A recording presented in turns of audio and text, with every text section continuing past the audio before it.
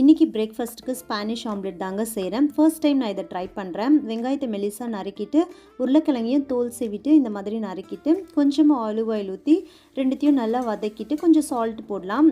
உருளைக்கிழங்கு வேகிற வரைக்கும் வதக்கி எடுத்துக்கலாம். அதோடு பார்த்திங்கன்னா ஒரு 4 முட்டை உடைச்சி ஊற்றி பெப்பர் சால்ட் போட்டு நல்லா மிக்ஸ் பண்ணிக்கலாம். இப்போ வேக வச்ச உருளைக்கிழங்கு வெங்காயத்தையும் இதோட ஆட் பண்ணி நம்ம ஆம்லெட்டுக்கு போடுற மாதிரி கொஞ்சம் எண்ணெய் ஊற்றி நம்ம போட்டுக்கலாங்க.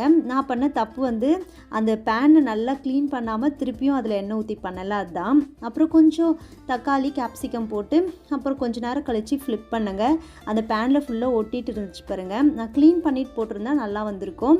கூடவே வந்து அவக்காடோ, வாழைப்பழம், அப்புறம் வந்து கொஞ்சம் டேட்ஸ் போட்டு மில்க் ஊற்றி மில்க் ஷேக் தாங்க ரெடி பண்ணேன். நல்லா இருந்தது.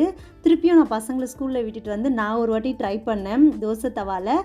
ஃபஸ்ட் டைமோட செகண்ட் டைம் பெட்டராக வந்ததுங்க. இது பண்ண தான் கரெக்டாக வரும்னு நினைக்கிறேன். எப்படி இருந்ததுன்னு சொல்லுங்கள்.